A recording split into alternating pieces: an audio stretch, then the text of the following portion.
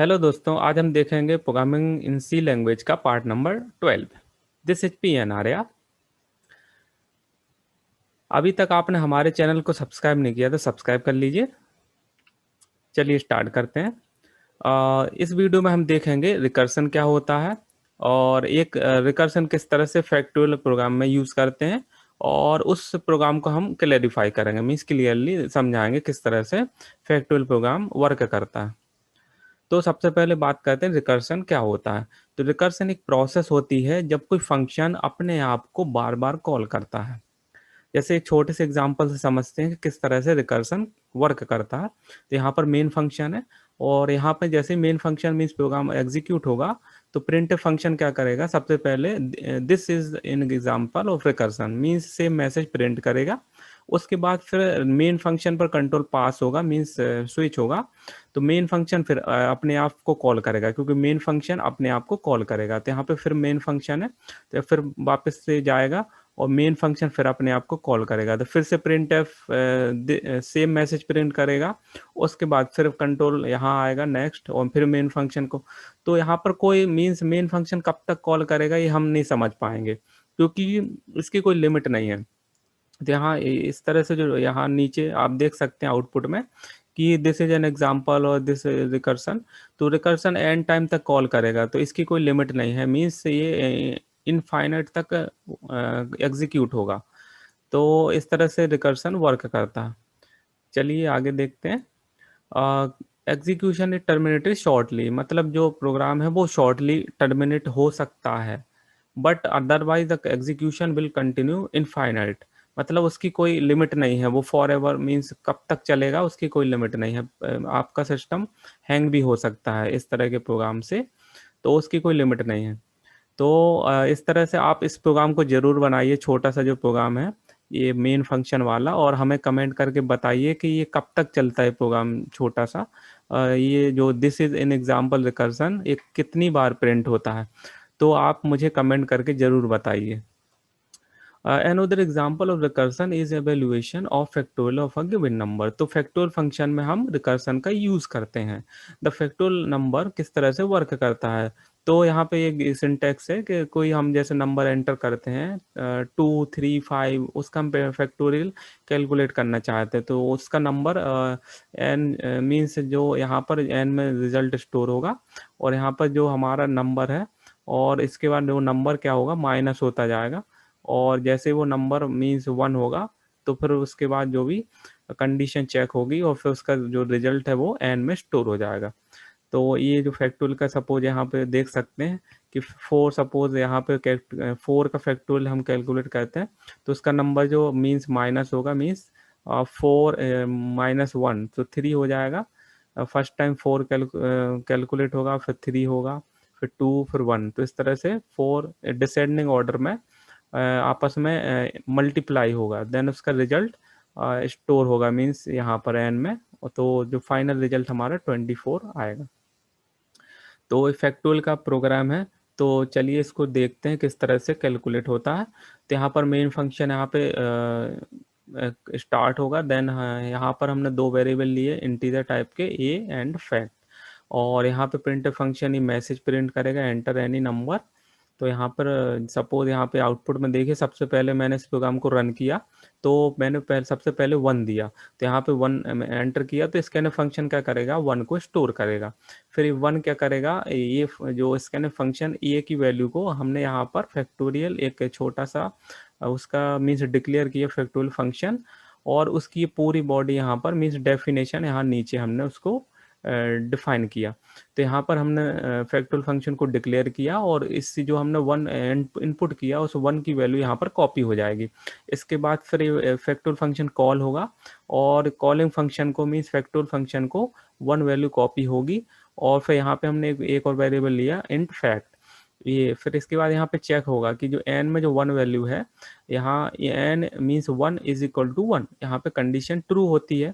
तो condition true होती है तो फिर ये क्या करेगा, रिटर्न 1 मीन्स 1 रिटर्न करेगा फैक्टोरियल फंक्शन को, और ये फैक्टोरियल फंक्शन मेन फंक्शन को रिटर्न करेगा, मीन्स ये जो आपका फैक्टोरियल फंक्शन यहाँ पे यूज हुआ था।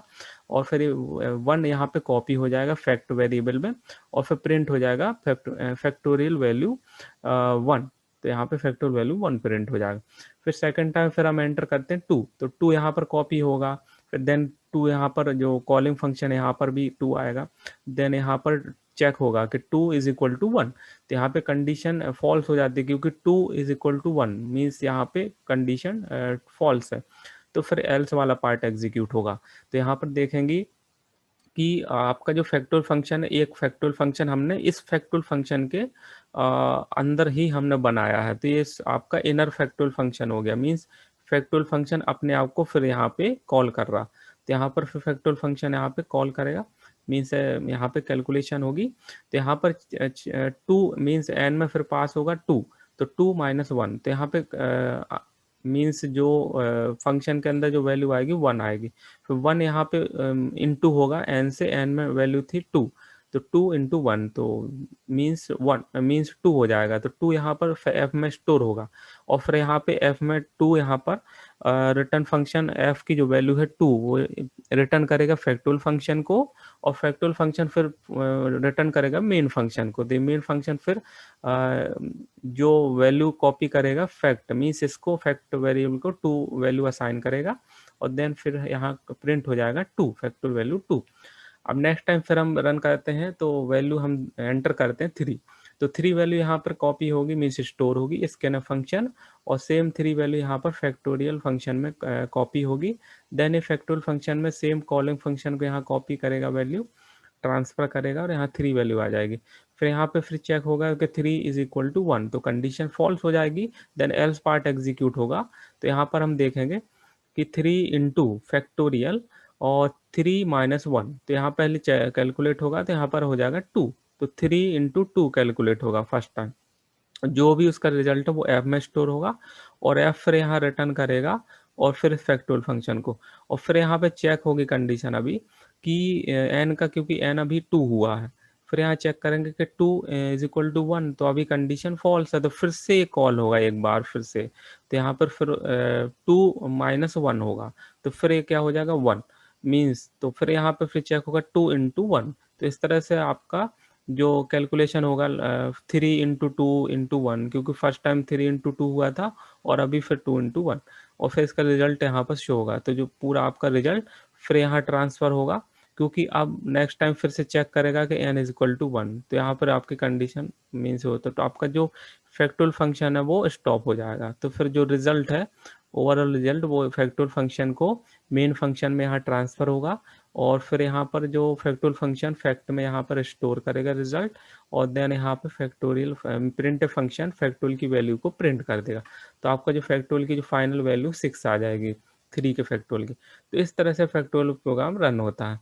तो यहाँ पर वो सेम जो मैंने आपको प्रोग्राम को डिस्क्राइब किया है, सेम यहाँ पर भी थ्योरी के फॉर्म में यहाँ पे लिखा हुआ है कि understand this factorial program when run the program enter through scanner. जैसे हमने सबसे पहले 3 वैल्यू एंटर की थी, तो स्कैनर फंक्शन क्या करेगा, 3 वैल्यू फैक्टोरियल फंक्शन में स्टोर करेगा, और इसके बाद फिर जो 3 वैल्यू है वो क्या करेगा, जो हमारा जो फंक्शन की डेफिनेशन है वहाँ पे 3 की वैल्यू कॉपी करेगा, मीन्स जो फैक्टोरियल एन मीन्स एन में यहाँ पे कॉपी करेगा। इसके बाद एन इज इक्वल टू 3 हो जाएगा, यहाँ पे कंडीशन चेक करेगा 1 है या नहीं है, तो इस तरह से 1 नहीं है, तो फिर क्या करेगा, यहाँ पर फैक्टोरियल जो हमारा है मीन्स फैक्टोरियल फंक्शन फिर से फैक्टोरियल फंक्शन को खुद को कॉल करता है, क्योंकि यहाँ पर भी हमने फैक्टोरियल फंक्शन बनाया हुआ था। तो यहाँ पर देखेंगे इस तरह से कॉल होगा, क्योंकि 3 की वैल्यू यहाँ पर माइनस हो जाएगी, तो इस तरह से 2 हो जाएगा, और यहाँ मल्टीप्लीकेशन होगा। तो इस तरह से the expression on right hand side includes a call to factorial with n is equal to 2, तो 2 की वैल्यू यहाँ पे मल्टीप्लाई होकर और f में स्टोर हो जाएगी। फिर इसके बाद नेक्स्ट टाइम फिर यहाँ मीन्स 1 हो जाएगा, क्योंकि 3 के बाद एक बार कॉल होगा मीन्स कैलकुलेशन होगी, तो 2 हो जाएगा, और फिर 2 के बाद फिर एक बार और कैलकुलेट होगा तो 1 हो जाएगा। और इस तरह से फिर लास्ट टाइम 1 हो जाएगा। तो यहाँ पर फिर जो फाइनल जो आपका जो फैक्टोरियल यहाँ पर कैलकुलेट हो रहा है वो इस तरह से होता है कि 3 इंटू फर्स्ट टाइम यहाँ पर 2 था तो 2 की कैलकुलेशन हो जाती है, फिर यहाँ पे 2 हो जाता है, फिर इसका सेकंड टाइम होता है 2 इंटू 1, तो इस तरह से 3 इंटू 2 इंटू 1 और लास्ट में जो फाइनल रिजल्ट वो 6 आ जाता है। तो यहाँ पर वही लिखा है कि जो हमारा फाइनल रिजल्ट आता है तो वो फिर रिटर्न फंक्शन जो है वो फैक्टोरियल फंक्शन को रिटर्न करता है और फिर फैक्टोरियल फंक्शन मेन फंक्शन को रिटर्न करता है। तो इस तरह से जो हमारा फाइनल रिजल्ट है वो मेन फंक्शन को रिटर्न होता है और फाइनली प्रिंट होता है।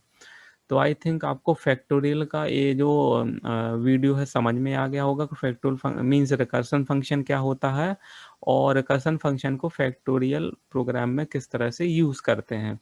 तो आप इस वीडियो को लाइक कीजिए, शेयर कीजिए और हमारे इस चैनल को सब्सक्राइब कीजिए। साथ में बेल आइकन प्रेस करना ना भूलें ताकि न्यू वीडियो का नोटिफिकेशन आपको मिल जाएगा। Thank you for watching.